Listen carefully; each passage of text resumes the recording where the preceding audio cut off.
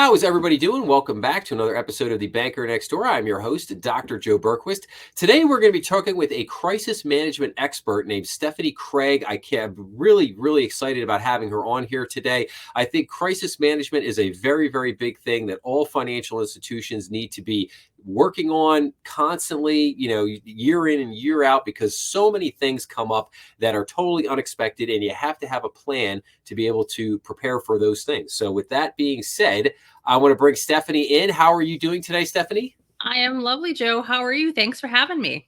Oh, doing excellent. Yes, thank you for coming on.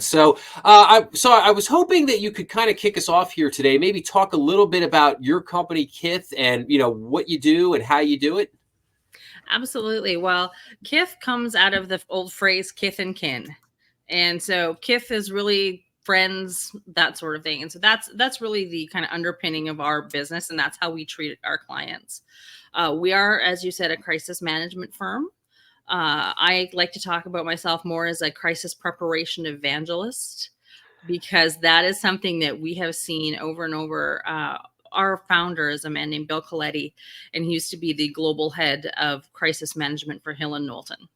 Oh. And so, and Bill and I and the other people on our team have all come up through politics. So we do know what a good crisis looks like. And through all of that work, we found out, hey, there is actually some ways to make a crisis not as bad, spot it before it happens, fill the gaps before they become a problem. And what we've seen over and over is that people make the calculation. Specifically, we deal with large organizations and corporations, which just have a piece of it in working with individuals, because individuals make up all those organizations, and personalities always come to play in this. But we find people are making the calculation that it's cheaper to respond to a crisis than it is to prepare for a crisis. And I can tell you with absolute certainty, it is not. So tell me, what, as far as time frame goes, what would you recommend? Like, if you were going to start working with somebody for the first time, obviously no time like the present, right? But generally, how do you kind of progress through? Like, are there certain things you do first before you kind of get into all the planning? How would all that work, or how would all that play out? Well, I think we are very industry agnostic, and that is on purpose.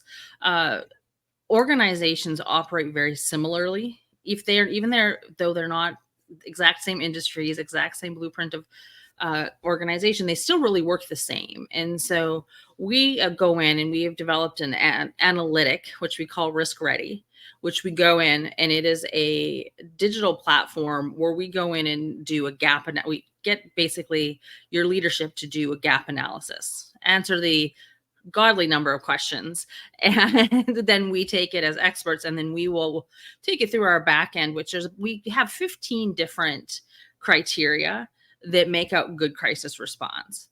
I have never seen a single organization be a green light in all 15 criteria. So we will run the diagnostic through these criteria, and we will come up with a roadmap.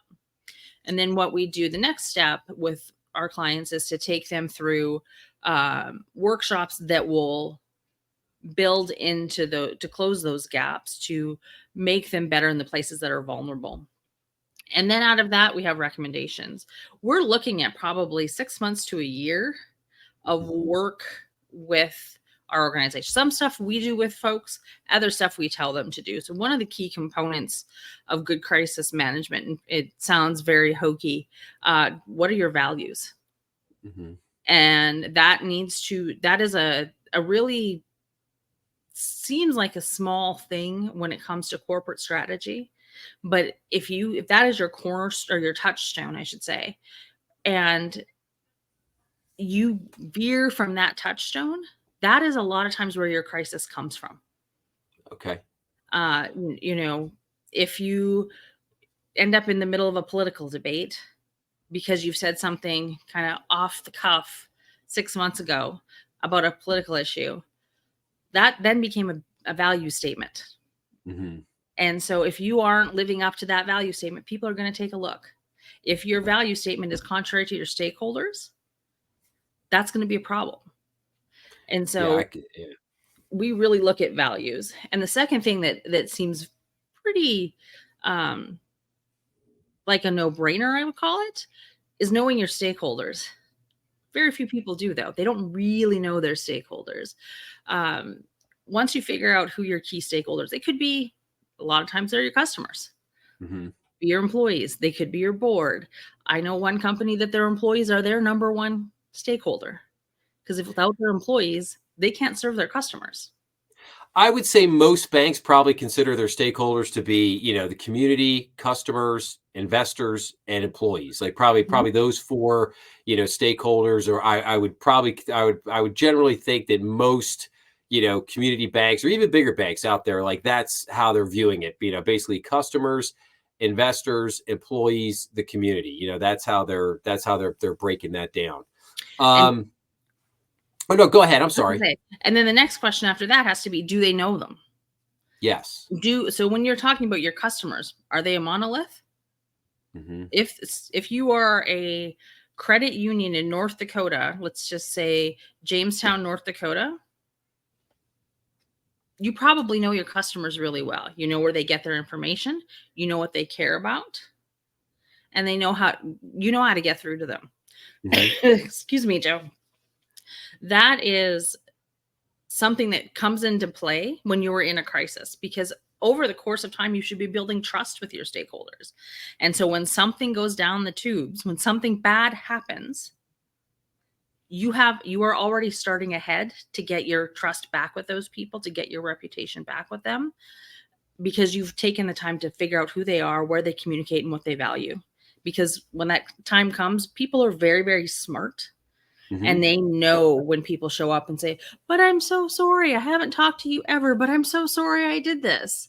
And that is already, starting on the 40-yard line if you have done all that work and then something bad happens, because you get the benefit of the doubt. And I think that that's something that people don't really factor in when you're thinking about strategic planning and crisis planning and business continuity, and particularly in the banking industry. People give you Yeah. their money because they trust you. Yep. Correct. And then, so let me ask you this, Stephanie, how your firm works.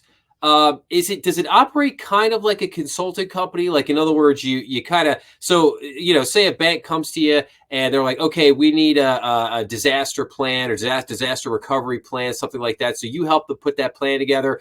Do you then, check in with them every year? If nothing's happening, you kind of check in every so often, and then that way the relationship is still kind of building and you're still kind of keeping in touch with them, and hopefully nothing ever happens, but if something does happen, you're kind of there to help. Is that kind of how your firm works with your customers? Absolutely. We are consultants, but that's where Kith comes in. And our goal, quite frankly, is to leave. I know Okay. that's not most consultants' goals, but we want to get in, we want to make them better, and then we want to leave. But the Kith part comes in where we like to turn our clients into friends. And we want to be very generous with our intellectual property. So we have groups that we will pull together that are no cost to anybody, that are just, let's learn, let's do all of these things. So we want to keep these folks engaged with us in our environment, because it also keeps at the top of the mind their need to crisis prepare. And a lot of times people will um they'll start to live the crisis preparedness lifestyle, so it Hmm. is already at the top. But also, we have something that we send out every month called Crisis of the Month, and it's just a little reminder to prepare for crisis. It's a little scenario that we send out free of charge to anybody that wants to sign up. And it comes with 4 questions. And what we encourage people to do is take it to their next staff meeting and say, if this happened to us, what would we do? Yeah, and so if I can at the moment, I think that's a great segue. So just to add a little context to our audience. So um, just about every bank out there, I would say. So it's always hard to say all, but I would say that most banks out there, hopefully all banks out there, do what's called strategic planning. Every year they do strategic planning. As part of that strategic planning, they should have two things. They should have a business continuity plan. In other words, if somebody passes away unexpectedly, your CEO, has a heart attack or gets hit by a bus or something. Like, what are you going to do? And then you should also have a disaster recovery plan. And I could give dozens of examples of that, but I'll give a simple one. Back in 2013, bank that I was working for, we had an outside firm that did all of the check processing for the bank. There was a Hurricane Sandy hit New Jersey, and the company that handled all that got wiped out, and it turned into a big disaster for the bank. And the bank really struggled to deal with it because there really wasn't they hadn't really planned for that kind of scenario. So it was a very eye-opening experience for me, because it basically said, because here's the thing. Sometimes even if you have those business continuity plans and those disaster recovery plans, they may not be that great. And just because you kind of put something together in the bank, sometimes it's better to have somebody like Stephanie, like Kith, come out and look at these things and help you, because they will probably think of a lot of things that you haven't thought of. So just to lay that kind of context out there, one of the big things, Stephanie, happening right now in the banking business is there was a financial technology firm called Synapse Technologies that failed, and one of the big banks that got involved with them was called Evolve Evolve Trust, Evolve Bank and Trust, and so there's been a lot of fallout from that, and there's been a lot of basically banks partnering or working with fintechs, hiring fintechs as their vendors. And that's kind of turned into, not like a total mess, but definitely a little bit of a mess. And so when banks go to now contract with outside vendors, banks have always had a lot of things they've had to ask, but now it's going to get a little bit more cumbersome. And I think that when regulators come in, they're going to say, okay, if this fintech that you want to work with, if they fail, how are you going to deal with that? And I think that gets all right back to everything that you do. It gets back to the disaster recovery and the business continuity. So would you, and I know that's a lot, but would you have any kind of thoughts on all that? Well, absolutely, Joe. And I think one of the things, it was interesting, we were talking about our fictitious bank earlier. You didn't mention regulators as a stakeholder. Yes, I should. I probably should. And so I think this is something where even if these banks are not imposed upon by regulators to say you need to do this, it's smart business. Yes. And today's world, there's so much going on in the world. And one of the biggest casualties of this is trust. Mm-hmm. Trust in institutions. And so specifically within the banking industry, any sort of shakeable moment that shakes your industry makes people trust you less. Mm-hmm. And then they start looking for alternatives. Good old little community credit unions, or their mattress, or fintechs, Chime, PayPal, right, so on and so forth. Yep. And so when this all comes down to it, is trust. And so when we're talking about looking for, your fintech partner, that is the due diligence you have to do, because they're not just going to wear it. And I think a perfect example of that from another industry is Delta and CrowdStrike. Yep. It was CrowdStrike's problem. But then in the way that it crippled Delta and the way they handled it, it then became Delta's problem. So who you do business with is a calculated risk. And when you are thinking about a calculated risk, you better be going through the crisis checklist of what happens if this happens with them? What happens if this happens with them? Because it will impact you. And it's the same goes when you were talking about what happened with Hurricane Sandy, that people give goodwill. Mm-hmm. We talk about 4 types of crisis: strategic, preventable, external, and social. Hurricane Sandy was an external crisis. Mm-hmm. Everybody in the community shared it together. There's a certain tipping point where external doesn't become we're all in this together. Mm-hmm. Because people all of a sudden realize you didn't do the right thing. You didn't take all of your servers and spread them out.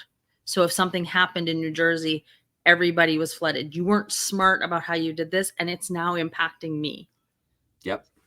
And that is the kind of crisis preparation that we really encourage people to go through is, okay, what are the 15 bad things that can happen to you? Mm-hmm.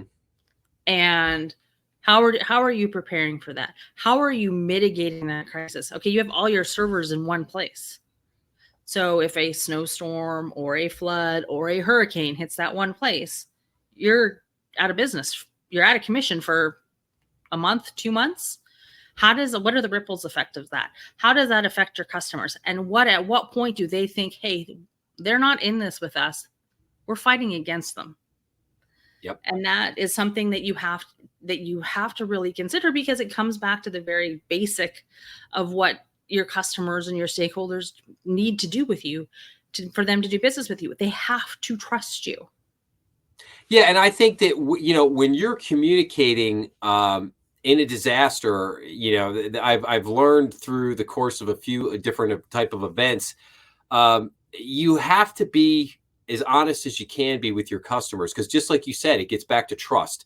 You can spend 30 years building up trust, and it can all be washed away in a matter of seconds. Yeah. And so how you handle those situations is very, very critical, as I'm sure you probably coach all of your customers on all the time. But I think that I'll take, Bank of America had an issue just yesterday where they had a bunch of, apparently, customers were logging in. They were seeing if they could log in. Some people couldn't log in, but if they could log in, they were seeing like zero balances on their accounts. And we don't really know what happened, and Bank of America really didn't communicate. They really didn't say anything. And then at some point, I think last night or this morning, they come out and they basically say, hey, we think we fixed the problem. All the issues should be resolved. It's fine now, whatever. But they didn't say, like, well, was this an internal issue? Was it a cyber attack? Like, what's going on here? Now, thankfully, they were able to resolve that within a 24-hour period of time.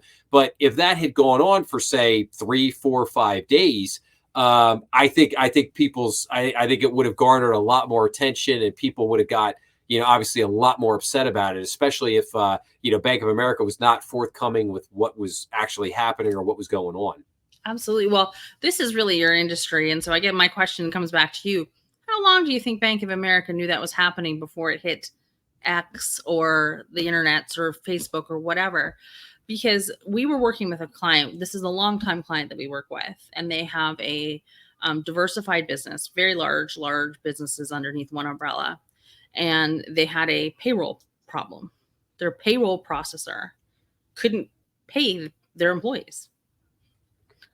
Well, it was Veterans Day weekend. These are not super wealthy people that have a lot of money in reserve. So it was going to be a payday on a Friday of a 3-day weekend. A lot of military veterans. It was Veterans Day weekend. So that is a nightmare. That is a reputational nightmare. And because we'd worked with them for so long, they had the opportunity of calling us and saying, well, what are we going to do? Mm-hmm. Okay. Can your company can your payroll provider tell you when this is going to be resolved? No. All right. How much money do you have in reserve here to be able to do this? And can you float people? Mm-hmm. To what extent can you float people? And they've had to go figure that out internally. And then they started making phone calls to people as soon as they knew what they were going to do, saying, hey, this is happening. We're working on it. We know that this is going to be a problem for you. This is what we're doing. And for those that, just don't answer their phone ever. My stepdaughter's 19. She never answers her phone. So, that's going to be, there's a whole extra problem to that.